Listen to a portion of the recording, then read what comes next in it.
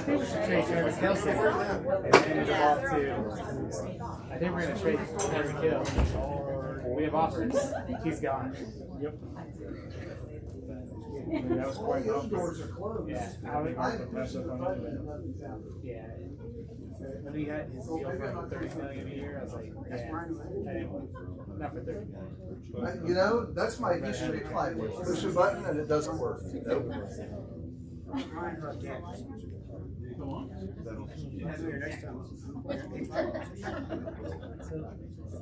There's no green light. Oh, wait, I got a green blink.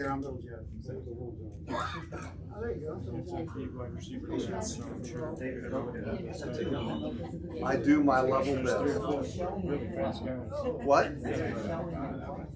I can't hear a word you're saying. We need a defensive end that can rush the passer. That's amazing. Y'all's whole division now has like all-star quarterback. It's a miracle. Yeah, everyone has a good quarterback. Everyone has really good insurance. It's going to be. You can go on. The whole iron sharpens iron. All right. For the record, I broke the mic, but I did spell the word hostile correctly for tonight. So there is that. Let's pray together. It is a privilege to be in your presence and with your people, Father. And as we think about reaching others for you, we pray that you would help us and bless our time of study and conversation about that tonight. In Jesus' name, amen. So I want you to help me out here at the beginning as I think about the work we are working on in class. It occurs to me that the bringing lost people to Jesus is a work that has a lot of pieces to it, or a lot of facets. Do you follow what I'm saying there? A lot of different kinds of things that need to be done to pull that off. And so what I'd like to do here at the beginning is ask you to work with me on this question. What all would that include? Remember, as it's working now? Yep. I'm not going to touch it. I'm just going to put it on and let it go. All right. So I'm going to make a list and get you guys just to throw in with me on that. What kinds of things, anything, need to be done to help someone who is lost come to Jesus? Know your audience. Okay, that's on our end. I'm thinking about what we need to do for them. Listen. We need to listen. Okay? Listen to them. What else? You have anything in mind when you say that? Study. Invite to study. Come to service. Well, see, that's why I asked the question. You might invite someone to come visit a service, okay? Just to take a meal. Invite them to a meal, just to get the relationship. Okay. Can I broaden it out to that last thing you said? Because... Yeah, broaden it out. So just know, I frequently hijack answers. Yes, you do. Build relationships with people. Get to know them. Earl says feed them, which I would expect a guy from New Orleans to say. That's fitting somehow. What else? Know where they are. What does that mean? Well, not just keeping to your circle. So I'm curious about go. Where are you going with go there? Well, Starbucks. Starbucks. Yeah. Oh, gold star on your forehead tonight. I mean, Starbucks, college campuses. Go where they are. Different, clubs or whatever. Good. It doesn't have to be just a trip overseas. Okay. Yep. You can meet them where they are in a different sense too. Not necessarily just physically where they are, but like at the point in their life or in their spiritual relationship that they are right now.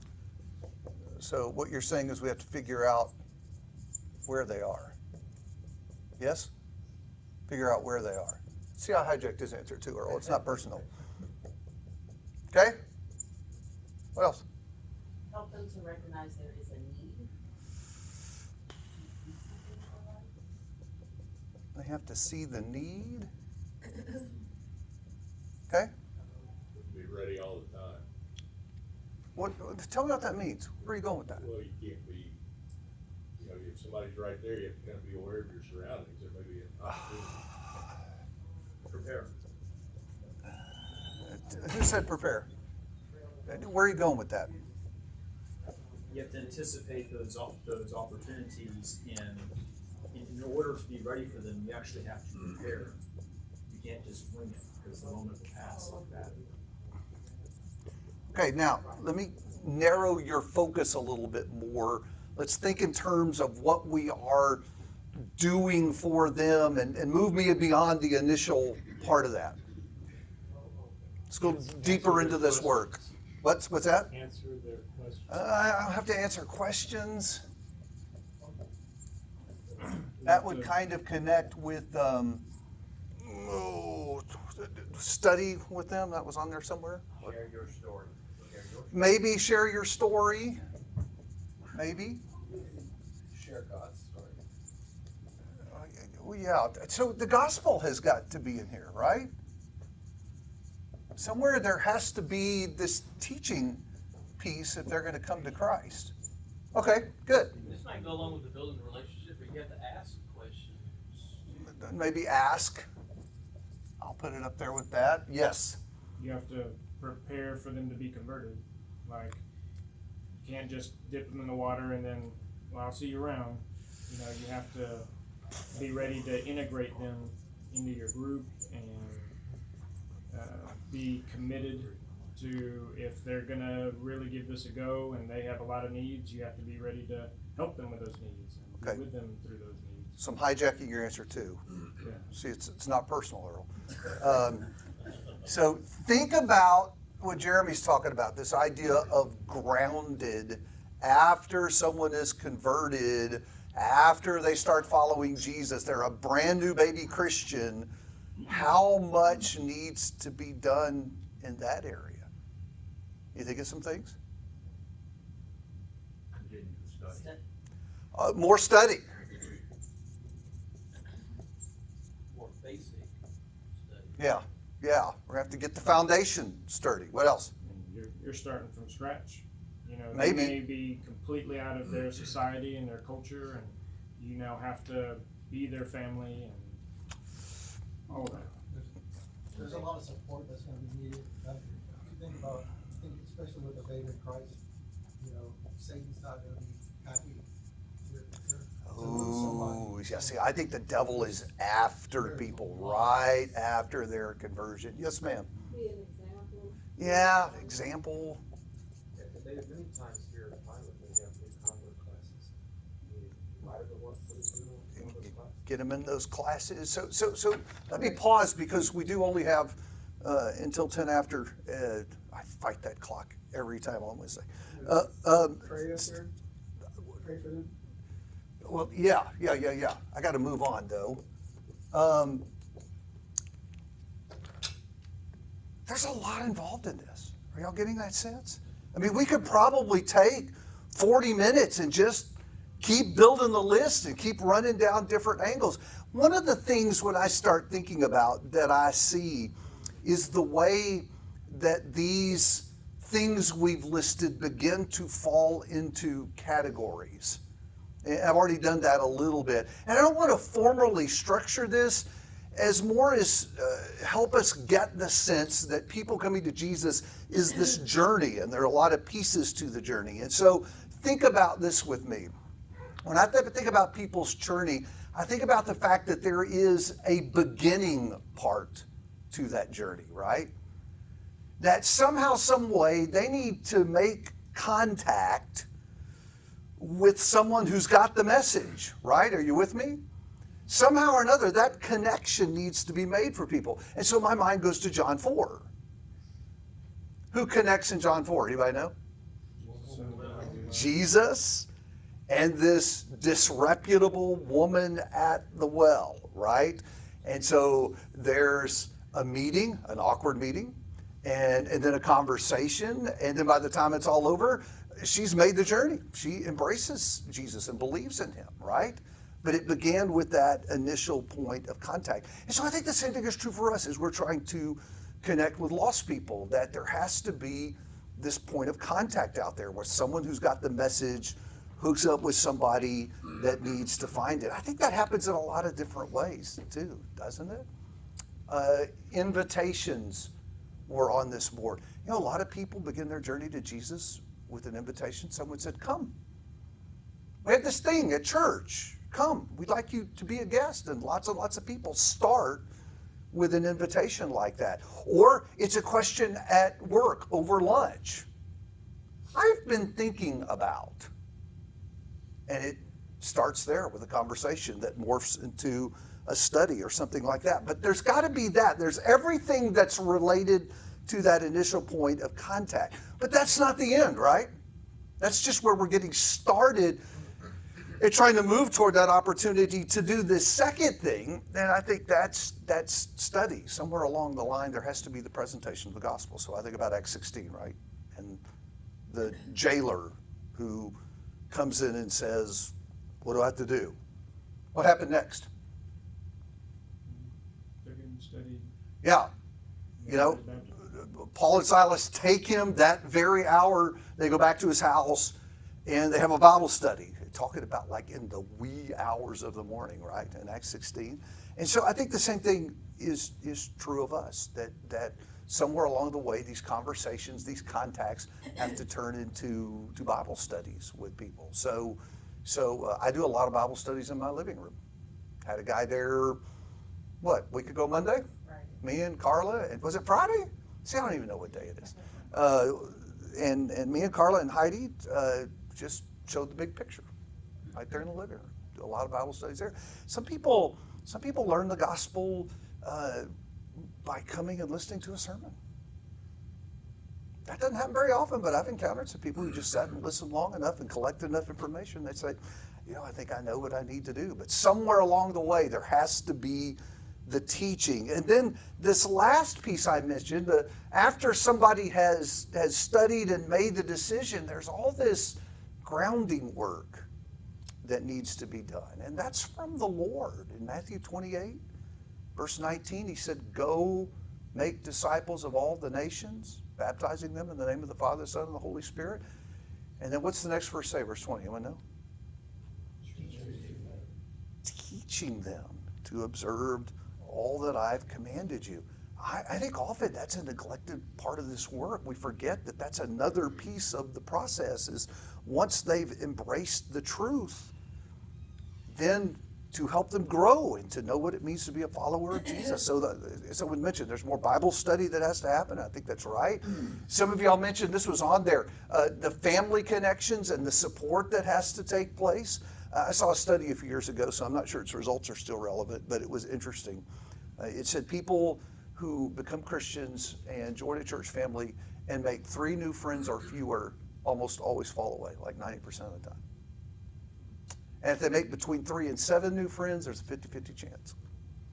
And so when he makes 3 new connections in their church family, like 90% of the time they remain faithful. So what does that tell you? Family really is important. And we get that because we remember what it's like to be a new Christian and all the questions and all the struggles. And I believe what came up a minute ago, that the devil just assaults people. I've started telling people that after they get baptized. I don't do it that day, but like the next time we study, I say, no, the devil's after you.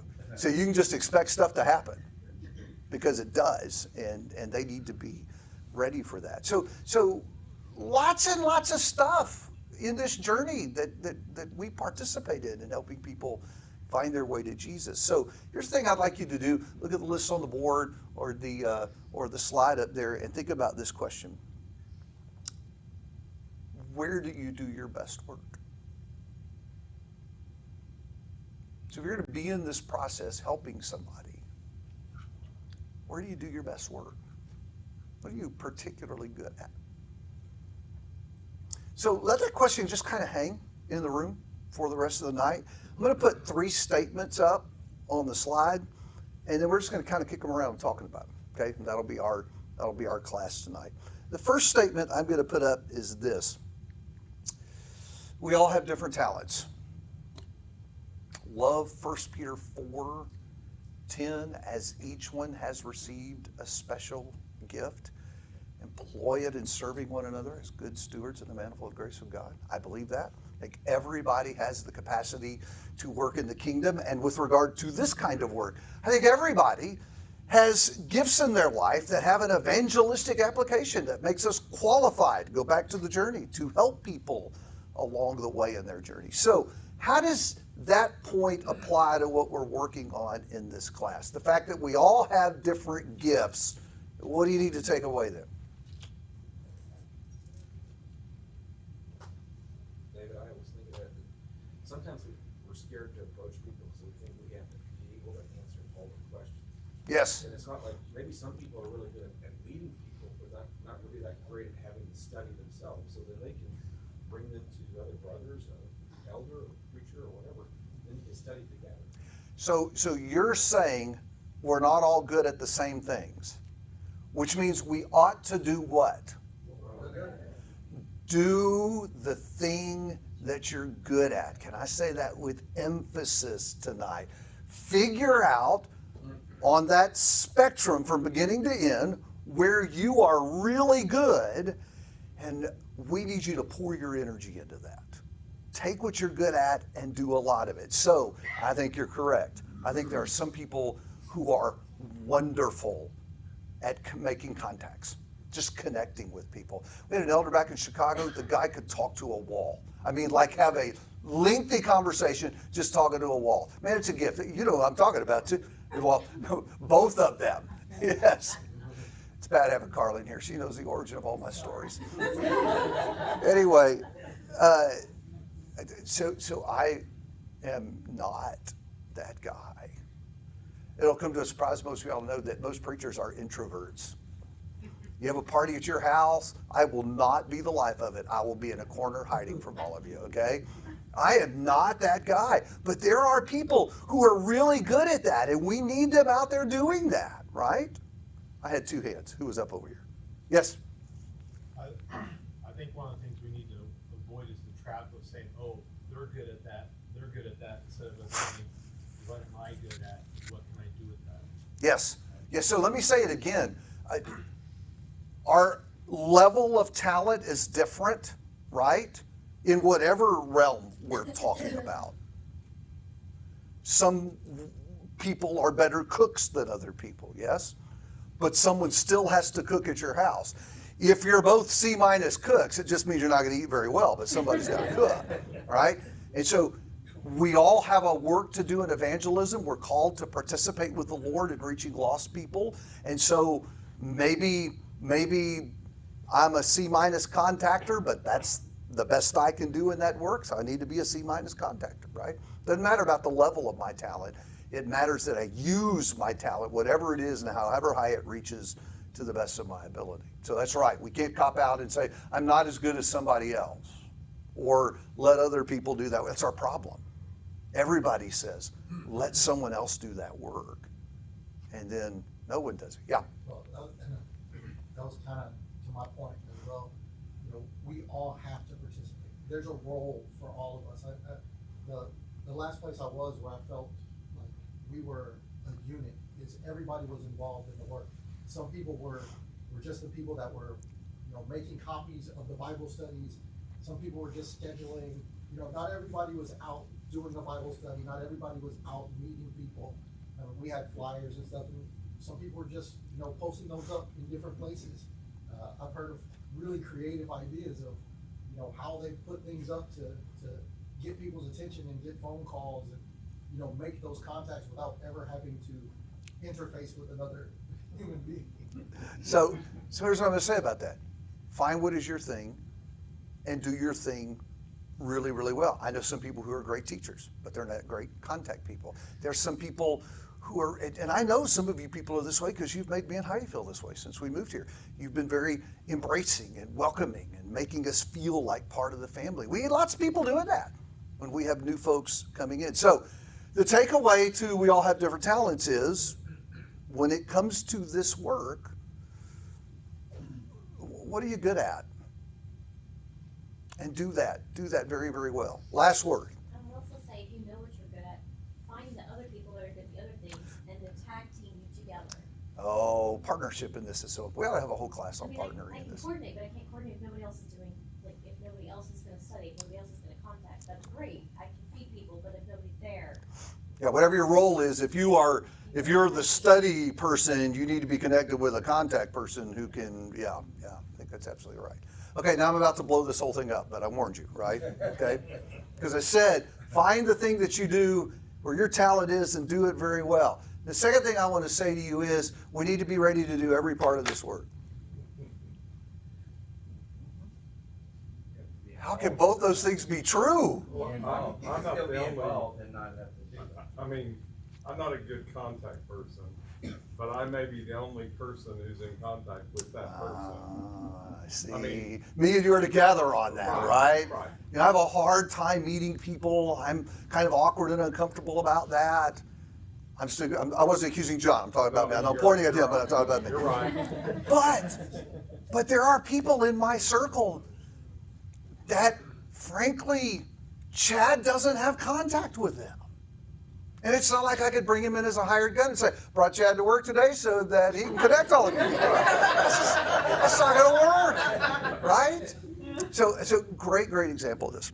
I think you said it really well a few minutes ago. You said we're called to be partakers in finding and saving lost people. Well, and then what we just said, whatever you do it well. But Paul says, whatever you do, whether you shall eat or whether you shall drink, do it all to the glory of God. 1 Corinthians 10:31. Well, that's the objective of all of this. We're trying to do all of this to bring God's glory at the end of the day by bringing people to Him. That is exactly right. But also, what I wanted to say was, when you said participating, I like the way you put that, because we ourselves we're not initiating.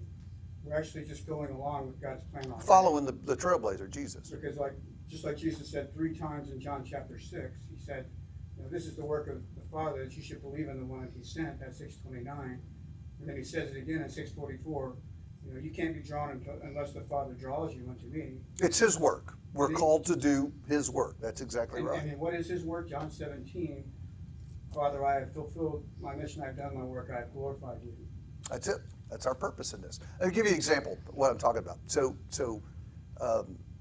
several years ago, my brother-in-law, Tim's dad was critically ill. He was dying. He had cancer. Had not obeyed the gospel. Tim very, very much wanted him to be reached. And so he said, would you go to Odessa with me and talk to my dad? Of course. So we road tripped out to Odessa, went into his dad's apartment. I sat down and, man, I tried to talk to this guy, and it was wall. No, nothing. I mean, I could not get him to say anything to me. And so I walked outside eventually, and Tim stayed and talked to his dad, and he came out and he said, yeah, man, he's just not comfortable talking to you. Well, no wonder. The guy didn't know me at all. I'd never met him before that moment. And so I looked at Tim and I said, you're going to have to do it. He was a little freaked out, We back to the hotel, we talked a little bit. And he went back to study with his dad. And the next day we baptized him. A couple months later, he died. That's what I'm talking about. I couldn't do it. Tim had to do it. Why? Because that's who this man would talk to. Does that make sense? So that's why I say we all need to be equipped to do all facets of the work. Every church I've been involved in has had some kind of a program for following up with new converts. Okay, so we came to this plant down the road where we had like 8 lessons, and everyone who was baptized was going to go through these 8 lessons, get grounded, and we were going to have them study with 8 different families in the church. It was a beautifully designed program. Utter failure. I mean, just a disaster. Did not work. And you know why? The problem was with the new converts. They didn't want to do it. I don't know Rick. I don't want to go to his house. I've never met this guy before. He's a name on a list to them. And they were reluctant. Nothing against Rick, right? But But do you know who they wanted to study with after their baptism? The person who had been studying with them and building this relationship all of this time, right? So, takeaways, couple of them. It is important to do what you do well. I mean, if you're a contactor, we need contactors. That's probably the shortest staff division in this department, right? We need a lot of contactors out there. But then we all need to be, because there are going to be people in my circle that nobody else will have a door with except for me. And there will be people that will not study with anyone else. They'll study with me. I may be a C- teacher, but I need to be prepared to do some C- teaching if that's the level of my ability to reach someone for Christ. By the way, you don't got to be an A+ teacher to share the gospel. You just got to love people and share the same thing that brought you to Christ, right? Okay, so do the thing you do well, and then be prepared to do every part of the work. And then the last thing that I want to say tonight, maybe the last thing, we'll see how that clock messes with me, is to get started, start with a modest goal.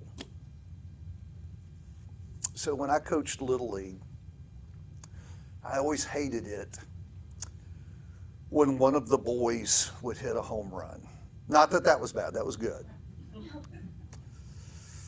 But Travis, when you follow a guy that hits a home run, Travis played baseball, what's the next 10-year-old up going to try to do? Yeah. See, he's swinging for the fences too. And what's probably going to happen if he goes up swinging for the fences? Strike out. So I would try to whisper in the boys' ear when they would go up to bat and they had to follow a home run. I'd say, look, just make contact. Start with a more modest goal. Just make contact. Just put the ball in play. And so if I could go back to the arrow that I showed you with all this work to be done, I think a lot of people are intimidated by that. If you start trying to think about the process from beginning to end, and then I just said something about be ready to operate in every aspect of that process, and then you start thinking about the people out there that you're trying to reach and where they are, and some are more and more hostile. I think people get discouraged by that. I can't do all that. It's too much, right? And it's paralyzing. So the last thing I want to say about this, and it's really angling toward where I want to focus the rest of the class, is I think we need to settle for a more modest goal. So the author of the book that I mentioned last week to you, the book Tactics, Greg Koukl in his book said this, and I thought it was really cool. He said what he tries to do when he goes out and talks to someone is he just tries to put a stone in their shoe. You get it? Yeah. What's it mean to put a stone in someone's shoe? Keep thinking about it. You just have to keep thinking about it. Yeah, so I've been running 32 years, and I've run on some gravel. I know about running with a stone in your shoe. And you don't think about anything else, right? Every time the foot comes down and the foot makes contact with that space between your shoe and it and the stone, it's unpleasant, right? So every time your foot hits the ground, you're thinking about the stone. You ought to know about this. I expected an amen from over there. Right? What does that mean? It means that when he goes out and talks to people and begins to try to help people find Christ, to begin the journey, he doesn't think of terms of trying to use one conversation to get them all the way to the end, right? Not going to happen very often anyway. He just tries to give them something that they'll think about, or even better, that might kind of nag at them a little bit. Maybe stimulate some more study. Go ahead. And that's why we're planting the seed. So that's the language I would use. Let me give you an example from his book. He talked about an encounter he had with this woman who was a witch. Now, I don't mean that she was a mean person. I mean, she practiced witchcraft. Yes, yeah. He was at a photo processing center, and he noticed a medallion she was wearing that was associated with witchcraft. So think about her journey. How far she's going to have to travel to get from where she is to where she needs to be. And how often do we look at situations like that and say, oh, it's hopeless. It's way too far. I'm not qualified to help someone travel that far, right? But he didn't try to make that whole journey. He just talked to her about her medallion and then about what she believed. Interestingly, in the conversation she shared that the thing about Wiccans was they attach value to all life. At which point he said, so then I guess you're anti-abortion. Which led to a very interesting exchange. It had never occurred to her that her pro-abortion position was in conflict with her approving or supporting all life, which was gently pointed out in their conversation, and that was the end of it. He left a stone in her shoe. I think that one kind of bothered her a little bit, right? You with me? So I read about this story and I thought, that's a really good starting place for the rest of us. That as we go out and we think about fulfilling our mission, help lost people find Jesus, we should think about doing that, putting a stone in someone's shoe. I like the language of scattering seed. I just like to go out and as I'm talking to people, look for opportunities to sort of direct things toward the Lord, towards something spiritual, to something that has a spiritual connection. And then to see what bears a little fruit along the way. Not trying to convert anybody. I'm just trying to figure out who's open. And so as we struggle with finding our place in this and having a part in it, I think we ought to start with a modest goal. Which brings us to where I'd like to spend most of the rest of our time as we go through this class. So when I say, hey, just go out and start talking to people and see where it leads, you guys are all real comfortable with that, right? Are y'all laughing at me? It's too nebulous. Okay. Too Well, nebulous. for those of us who are introverts, that is definitely not something we want to do. Yeah, to say, hey, go talk to people is, okay, wait, that in and of itself was a problem, right? And then what kind of world are we talking to? Spelled correctly tonight.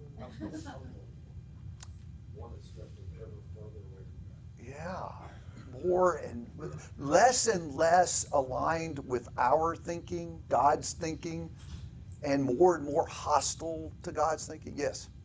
To shift the narrative, it's a world that needs Christ more and more and more. Yes, it is. So how do we talk to people like that? Yeah. I was just gonna say, for those of us who have children, we're required to have them mimic us. And just because I'm an introvert does not mean all of my children are, and that all of their talents are gonna be mimicked off of what I have to do. So back to what you were talking about we have to be prepared to do all of it. Those of us who have kids, whether they're young or older, they're still watching us. And we have to be ready to be able to handle all of those aspects because each of our kids are gonna have a different talent that they need to grow and they need to figure out where their talents are. Well, yes, absolutely true. And how important is it for us to raise a generation acclimated to reaching lost people? Where they watched an unbroken stream of people sitting in the living room seeing the big picture or having a Bible study with mom and dad. How would that change God's people in the next generation if for our kids that were just normal life? So coming back to the starting point, I'm sorry. I was going to say a lot of times the idea of approaching somebody that we don't know is very intimidating. We talked a lot about, there's a lot of having a strong bond or having a lot of a connection with somebody that can really strengthen or cause them to come to Christ. So maybe instead of starting with just somebody you see at the grocery store, start with the circles that you are involved with, whether it's at work or if you have kids with the parents of teams that they're playing on or clubs that they're in, and people you already have somewhat of a connection with, just ask or kind of having those conversations, seeing where it goes. And even there, even when it's with people, maybe even family, when we start thinking about having the conversation, it makes you nervous, doesn't it? It's intimidating. So how do you begin? And how do you grab a moment, maybe with a coworker, and shift that moment to a conversation about something spiritual? How does that even happen without coming off just sort of abrupt and awkward? Oh, by the way, I need to talk to you about your eternal destiny, which might mean he won't have lunch with you anymore after that, right? How do you do that? Is there a natural way that we could wade into conversations with people and gently turn them to the Lord? Is there a way to do that? And how do you begin with people we know are going to be hostile? I mean, one of the reality is, if you have a gay coworker that you want to lead to Christ, by the way, yes, do that. But you know what's going to happen in that conversation, right?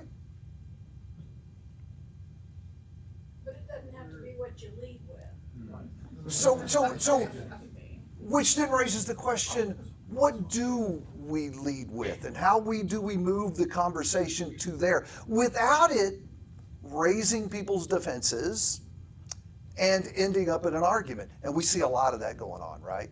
I think that's one of the things that discourages us a lot of times when you start getting into conversations with people who are of a different mind and in a different place. It winds up people putting up defenses and not being a very constructive effort, maybe even an ugly effort. And so that's frightening and discouraging too, right? How do you talk to people? How do you do that? Start with common ground, try to get something common you have in common with them. You'll think people don't care what you know until they, and people Until don't they know how care much what you know care. Unless they know that you care.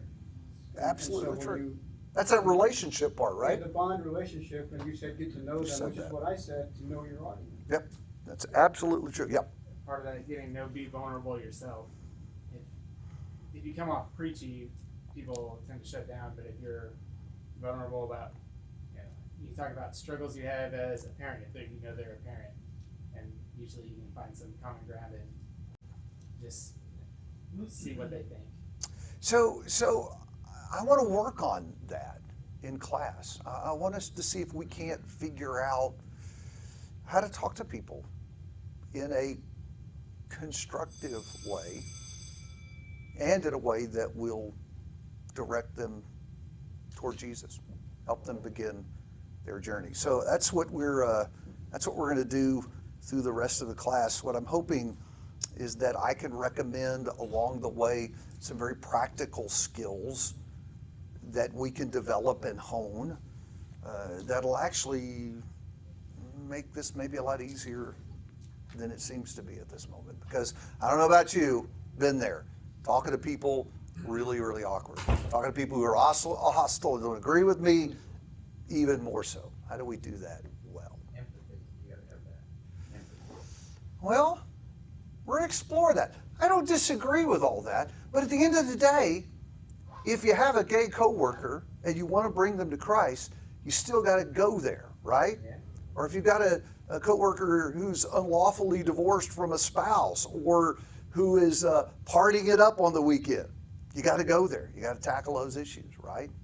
Or who's very committed to a false religion. How do you do that? How do we have those conversations? Okay.